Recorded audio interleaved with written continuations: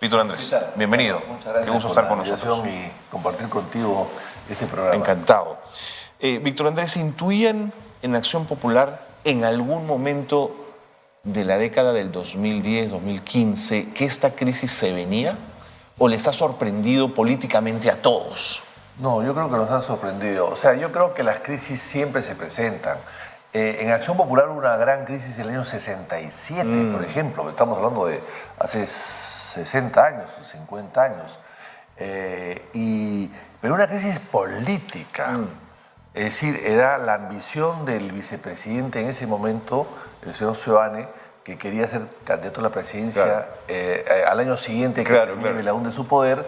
Y claro, y la única manera de ser el candidato y tener posibilidades de... Porque en el Perú pues no hay continuidad. O sea, en el Perú la continuidad presidencial murió el año 39. O sea, hasta el año 39 más o menos los presidentes que se iban podían dejar a alguien afín a ellos que lo suceda. Podían.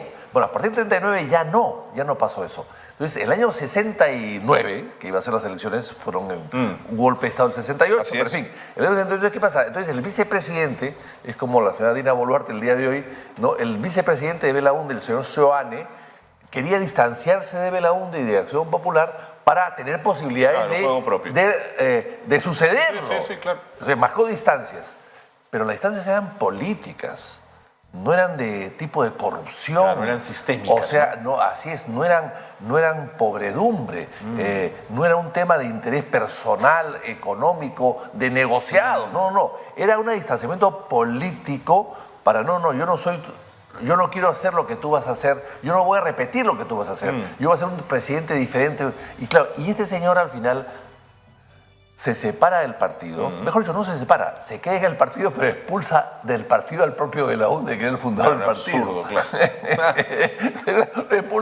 Bueno, ahí viene la crisis. Entiendo. Claro que al final la crisis la soluciona el golpe de Estado porque, por supuesto, ahí se canceló la democracia y ya no había partidos. Y el propio Seoane apoyó. El problema de Seoane apoyó a Velasco. Increíble. Entonces, y le ofreció inclusive ser su ministro y le ofreció una serie de cosas. Y Velasco, eso lo recuerda, alguna gente lo recuerda, muy poca gente lo recuerda en el Perú, o lo conoce en el Perú. Velasco dijo, si Seoane traicionó a Belaúnde, también me puede traicionar a mí. Y no lo tomó en cuenta para nada. Interesante. Y no lo tomó en cuenta para nada. Velasco era un hombre, tenía sentido tenía intuición, político, evidentemente. Ahora, ¿no? Víctor Andrés, entonces, esta es la crisis política más compleja que tú recuerdas. Porque es atenta contra la moral misma de la gente y del partido. Es un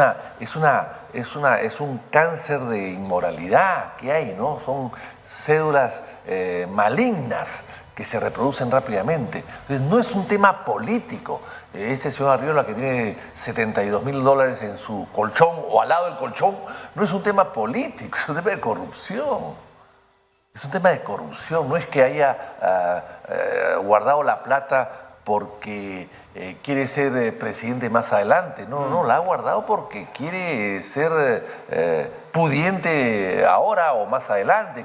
Quiere seguir lucrando con su cargo político y enriquecerse él. Ya, de hecho, cambió de casa, dejó su casa en Ate y se ha ido a La Molina. Entonces, todo ese tipo de cosas no son ideológicas, son un tema de moral, de ética pública. Y eso es fatal.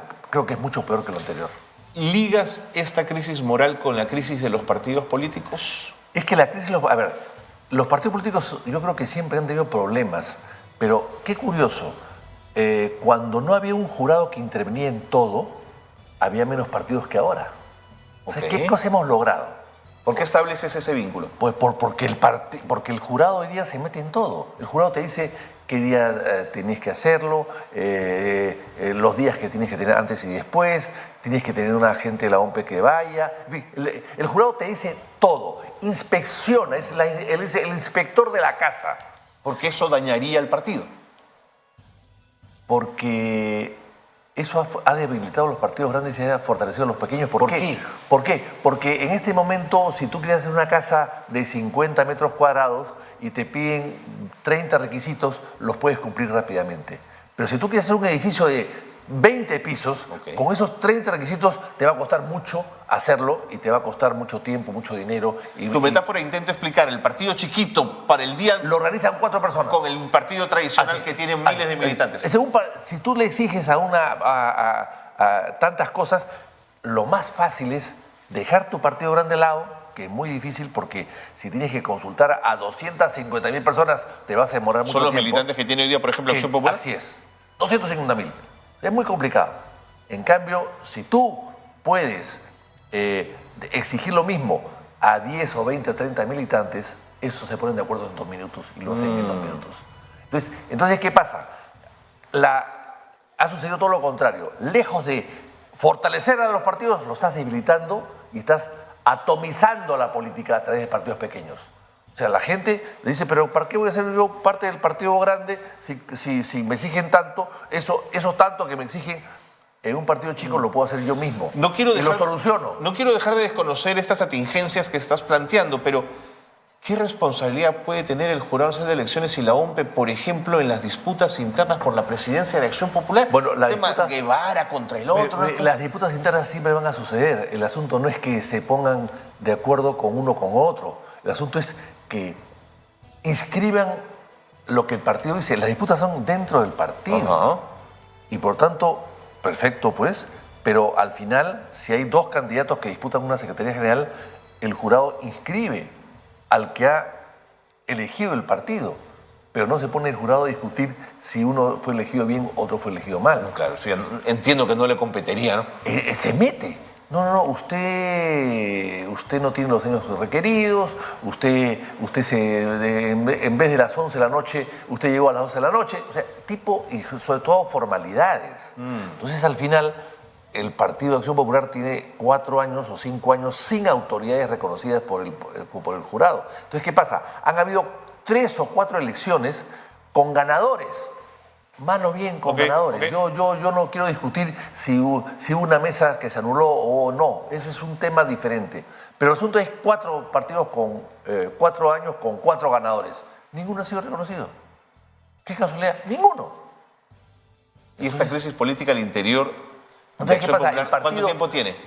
Desde la época de... prácticamente desde el 2016, 2017, después de la elección de... Son 6 años largos. Sí, de Kuczynski, ¿no?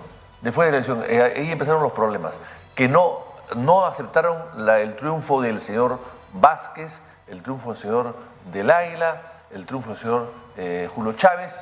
Bueno, pues entonces, ¿quién puede dirigir el partido? Y lo peor es que los secretarios generales anteriores ya están en su casa.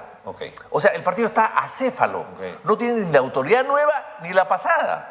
¿Y no hay posibilidad interna de negociación entre estas fuerzas, entre estas tensiones propias dentro del partido? ¿No hay una voluntad de desprendimiento por la organización? Eso es algo importante, lo que tú planteas, muy importante, pero lamentablemente no todos tienen, digamos, voluntad de aceptar o de renunciar ante una por la organización, lo digo, que es más grande que uno al final. Sí, pero entonces ponerse de acuerdo a 2 candidatos que han competido durante 120 días, recorriendo todo el país, y ya a veces ellos podrían aceptar, pero tienen gente atrás que los ha apoyado y que no están dispuestos a aceptar. Y en este contexto, ¿cuánto daño le ha hecho al partido el tema de los niños, Víctor Andrés? Bueno, mucho, pero además hay un doble daño, el daño mismo de la presencia de ellos allí. Hay que recordar que casi todos los niños han sido elegidos por el partido porque eran número 1 en su distrito electoral. En su distrito, claro. El señor Arriola, por ejemplo, sacó 400 votos y eso le permitió, de los cuales 390 eran en Égate, donde él trabajaba. Entonces llegó a su gente a votar internamente, ¿no? Y con esos 420 votos, 450 votos, fue el número 1 en Lima. El segundo sacó 300 y pico, etc. Son números pequeñísimos. Pequeñísimos. O sea, con 400 votos de ATE, básicamente, que él era uno de los gerentes, y ya vemos pues que si guardaba plata cuando era congresista, cuánta plata no habrá guardado antes, cuando era autoridad de la municipalidad de ATE, ¿no? Entonces, él con esos votos, y habiendo inscrito en el partido meses antes, meses antes, se convierte en el número 1 de Acción Popular en Lima, en la base electoral más importante del Perú. Número 1. O sea, ¿cómo el partido permite eso? Que el número 1 sea un NN, que acaba de llegar al partido y que por su votación cautiva en ATE pueda haber llegado a esto. Pero como no hay autoridad, bueno, pues entonces el comité electoral acepta las reglas de juego.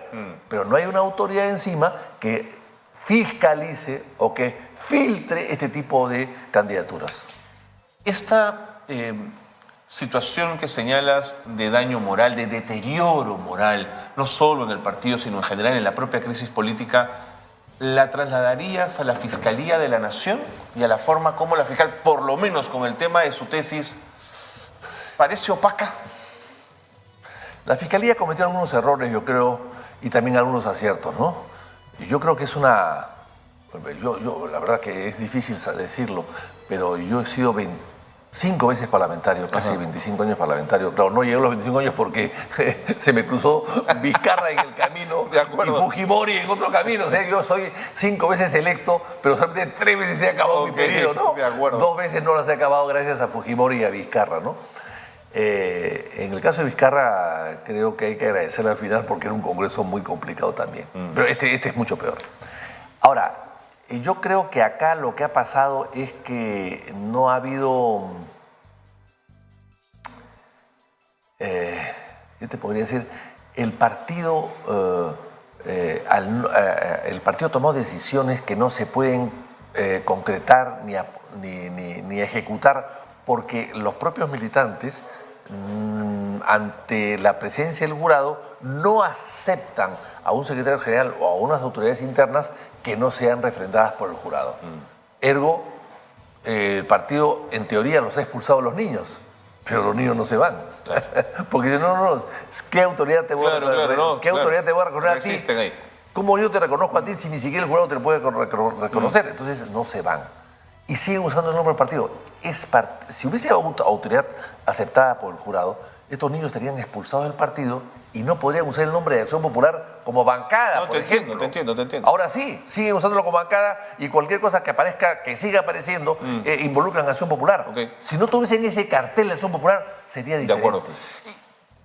Reitero mi pregunta anterior, el tema de la fiscal. A mí siempre me preocupó el doble rasero con el que el fiscal de la Nación midió a Castillo con el que mide a Boluarte. Pero es una sensación mía. Yo quisiera conocer qué piensas tú. Mire, yo creo que los fiscales han cometido aciertos y errores.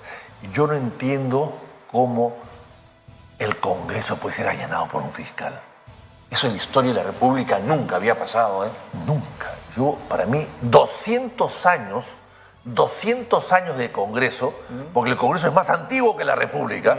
O sea, la República nace del Congreso y nunca ha pasado esto. Al Congreso lo han allanado fuerzas militares, lo ha allanado el populacho. O sea, lo han allanado. Puede haber tenido muchos allanados, hasta los ladrones se han metido a veces a robar. Pero nunca una autoridad judicial ha allanado una oficina del Congreso. Yo no me imagino allanando la oficina del Congreso pues, del senador Álvaro Landini, Manuel Ulloa, Luis Alberto Sánchez, Armando Villanueva, León de Vivero, pero Cornejo Chávez, Chirino Soto. No me imagino. No, de acuerdo. Pero ¿lo señalas como un gesto de poder de la Fiscalía, como un gesto de persecución del delito o como una intromisión en el juego político? Esa es una buena pregunta. No, yo creo que ha habido elementos muy duros, muy claros, muy sucios para poder hacer eso. Sí, yo creo que sí. Ahora, si eso merecía o no, si eso llevaba a un allanamiento, bueno, yo tengo algunas dudas. Okay. Pero claro, después de haber encontrado $72,000, yo antes decía, ¿por qué lo allanan? Claro. Pero ya después de haber encontrado eso, oye, buena hora que lo allanaron. Claro. Igual que en Palacio de Gobierno, han encontrado $20,000. En la época de Kirchner en Argentina, una mujer de la limpieza en un ministerio de economía, Aracho, empezó a limpiar y encontró una bolsa y le entregó y resulta que la bolsa tenía $30,000. Sí. Al día siguiente le destituyeron a la ministra y acabó presa. Sí, señor. Aquí no ha pasado nada. Aquel señor Pacheco creo que tenía $20.000 y el señor Castillo no dijo nada. Sí, era el baño que estaba al lado de su despacho. El secretario general del Palacio, ¿te refieres? De Palacio. Y el presidente de la República no dijo nada. Y no lo sacó tampoco. Eso vino después. Entonces, acá resulta que el señor Arriola le encuentra $72.000 que dice que son sus 48 años de ahorros. No sé si esos billetes tienen 48 años de guardado. Habría que verle la serie del billete, a ver si el billete se ha impreso ahora o se ha impreso pues hace 40 años. Y nadie ha dicho nada en el Congreso. Porque han debido convocarlo de urgencia al Congreso y suspenderlo hasta que se le acuse. Esas dinámicas no están en este Congreso. No están en este Congreso. No hay una reacción de indignación por el hecho. O sea, la gente no se está indignando por las cosas que ven. Yo me indigno. Yo también. Porque quizás soy de otra generación. Pero la gente de otra generación, de una nueva generación, de la gente de hoy día... Como que toleran, ¿no? Como que toleran. Hay una cierta tolerancia a la corrupción que antes no existía. Sí, sí. El APRA regresa. ¿Te gusta la idea del viejo partido de Haya volviendo a la palestra? Yo he sido muy antiaprista. Por eso te digo. Te quería preguntar. Muy antiaprista. Me han dicho antiaprista siempre. Pero tengo amigos que la APRA. ¿Seguro? Algunos que, no muchos, pero los tengo. Pero sí, ha sido... ¿Pero le viene bien al país la presencia de la APRA? Yo creo que sí. El APRA tiene 100 años de historia, casi 100 años. Sí, yo creo que 100 años, porque ahora, sí, claro, si consideran que la fundación fue en México, yo creo que no, pero digo que dicen que sí. Bueno, si consideran que fue fundado en México por Víctor Raúl, bueno, pues entonces sí, son 100 años. Y después tienen, pues, ellos dicen que tienen 70 años de persecución, o no, la persecución duró 15 años nada más. En fin, yo conozco muy bien esa historia y discuto con ellos largamente. Pero aún con todos los defectos, es un partido que tuvo estructura, que tiene estructura, que tiene organización, que tiene disciplina, que ha tenido cuadros interesantes en su momento. Yo creo que una figura estupenda del APRA fue Seoane Corrales Manuel, el cachorro, que el APRA no lo consideran mucho. Townsend en su momento. Townsend también, un señor muy inteligente. Y bueno, Sánchez, que no me gustaba políticamente, pero reconozco que era un intelectual de cierta valía. Ha tenido buenos elementos. León de Vivero. Sí, claro. León de Vivero. El mismo Prealé, Ramiro Prealé era un concertador. Sí. O sea, era un gran concertador. O sea, yo creo que ha hecho escuela Armando Villanueva, que era Armando tiene fuerza, que asustaba a todo el mundo, pero tenía cara de malo, pero era buena persona. También tuvo sus Mantillas y sus García, ¿no? Exactamente. Entonces yo creo que a pesar de todo, que regresen, yo regresaría, que regrese la APRA en buena hora, el PPC también. O sea, yo creo que todos los partidos tenemos también partes positivas y partes negativas, pero finalmente eran partidos con los cuales tú podías conversar, había un equipo de gente pensante. El PPC, yo lamento que no exista un Ramírez del Villar, un Osterling, un Alay Sagrunde, que eran gente de lujo. Yo no compartía con ellos muchas cosas, o casi todo, pero reconozco que había una organización, un equipo, gente pensante, gente que presentaba proyectos, gente que tenía una proyección del país y que tenía objetivos para el país. Bueno, pues hoy día, ¿qué cosa podemos ver en Perú Libre? De acuerdo. Gracias por esa mirada amplia. Víctor Andrés, gracias por haber estado con nosotros. Muy bien.